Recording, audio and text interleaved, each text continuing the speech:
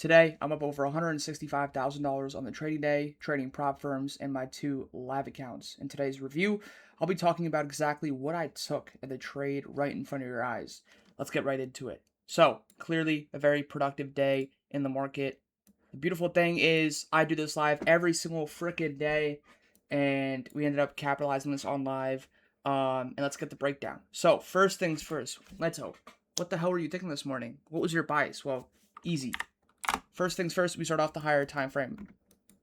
Obviously, looking at higher time frame, 3 or daily, 3 or 4 hour. Starting from the daily, you can see how bullish we are. We're consistently creating new engulfing sequences towards the upside. Every time that we've had a sell sequence in the market, we've always seen price come right back up in the past month or two. In terms of my bias for the morning, specifically intraday, what I was looking for was I was looking on the hourly and 4 hour. The first thing I had realized was that the 4 hour created a gap and we also tapped into it. So this 4 hour gap right here on Sunday, the 24th, created around 6 p.m. was a gap that the price clearly came back down and tapped into through yesterday's session and last night's overnight session. So for me specifically, looking at this 4 hour time frame, I was like, okay, price being as bullish as it's been with engulfing sequences, creating higher lows consistently and new highs consistently, new all-time highs consistently. If we see this 4 hour gap get respected via the opening range move, so you see this 4 hour gap here and this 4 hour candle gap reaction. If we see that 4 hour zone, which around here, get respected, and we see price off the open trade bullish through our opening range move, which is the first area into liquidity, that would be the ultimate indication that price most likely would like to draw higher. So you have a combination of your 4 hour time frame, higher time frame bias, this 4 hour gap being put in. So that low that was put in is this low right here specifically. And all we had to do through the open is for the opening range move, if we came up here, took out a high and showcased bullish indication past that high, it's clear as day as that low put in is the low that's most likely going to stay and that we were most likely going to trade higher. So with that being said, we had a couple ideas today. We had one idea and one alert specifically. If we kind of go over the trade, this is the first piece I kind of posted. Potential 5-minute IFEG long in place. This 5-minute IFEG, that's why I take this. First things first, in terms of the framework of the setup, it was a 5-minute fair value gap invert. The stop loss was planned based off a model stop, which if you guys don't know what a model stop is, it's basically where we go stop loss based off the fair value gap candle low or open, depending on, if it's a long, it's the low. If it's a short, it's the high of the candle.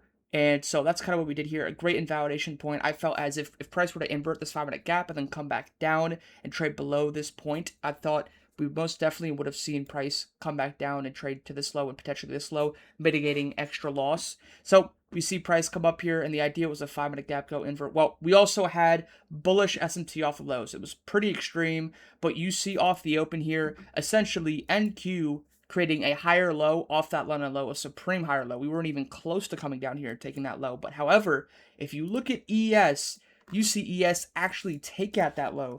So you see clear bullish SMT as ES created a lower low past this London low. It wasn't too much, right? It wasn't much lower, but it's still a low that we see price get taken out off on ES. But however, on NQ, clearly ends up creating a higher low. So for me, looking at the indice that took or created a higher low, I'm now looking interested in potentially taking longs off the indice, which creates that higher low, which is NQ here in this occasion. So with our higher time frame bias being that 4 hour gap tap, and with our opening range move wanting to see price trade past this London high here, what we essentially are looking for now is a clear indication of reversal back up higher. So you see the bullish SMT occurrence, higher time frame fits in play, and then you also see NQ lead ES. What we simply looked for here was a simple entry model, good alignment with every component, right? Bias, price action, and entry model. So entry model always comes last. It's the third component, and we end up taking this 5-minute gap idea where we see a 5-minute bullish gap go invert. Remember, we took on NQ because of the fact that NQ was the stronger asset, proven by the divergence occurred, and also the engulfing sequence that we got back up. If you look at the 5-minute sequence that we got on ES compared to NQ ends up inverting its 9:30 a.m. 5-minute gap before ES does, because ES ends up inverting its 5-minute gap all the way up at 9:45 a.m.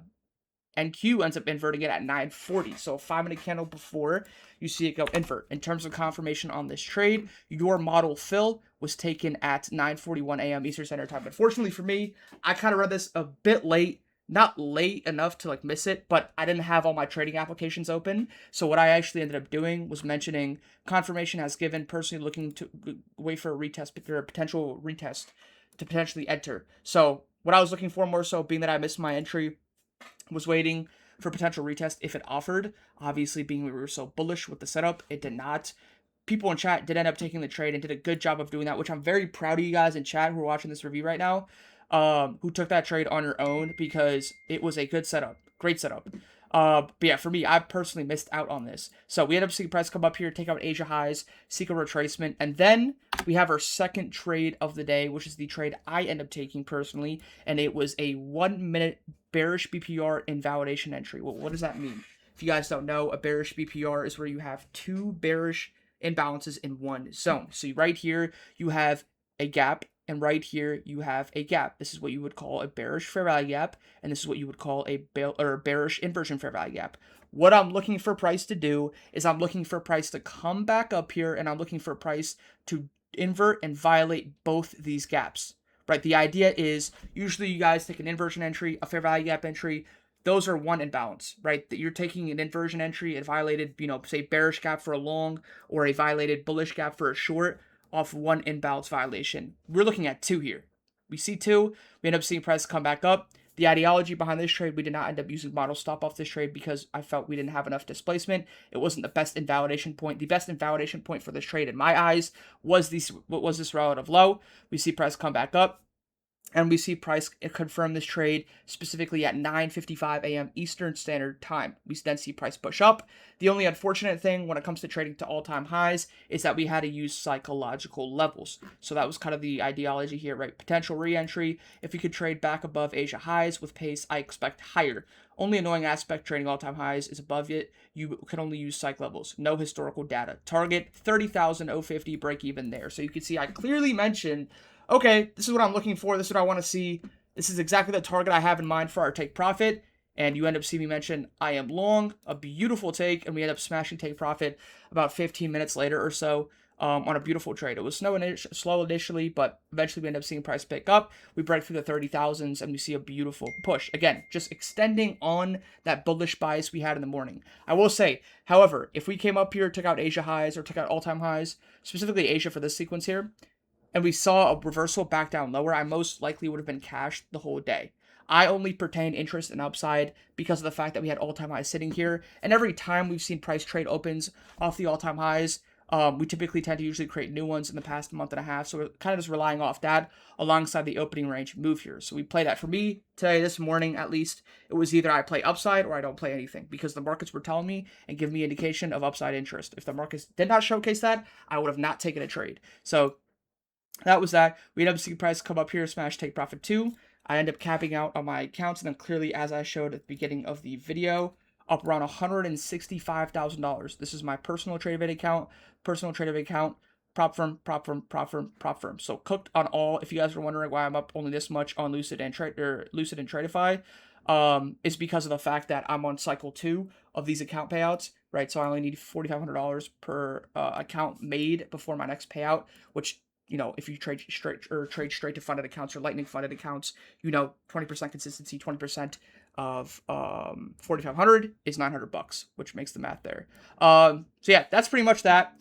That's the day. A beautiful day overall, executed well, and a great way to start off our week. Right? I traded yesterday. I'll show you guys briefly. I was on yesterday morning, but there was nothing there. I kept providing insight, but there was nothing for us to take. There was one setup I liked, but it never presented as we showcase interest in higher. So we simply stood cash. And for most traders, what they would do is yesterday they would go, force a trade, put themselves in drawdown, and then come back today, still be emotional and not trade properly. We did not take a trade yesterday, although we were on the charts for a couple hours. We came in today and we simply executed, and now we're green on the week, right? And pretty nice as well. So with that being said, that's the review. Hopefully you guys enjoyed it, and I'll catch you guys in the next one.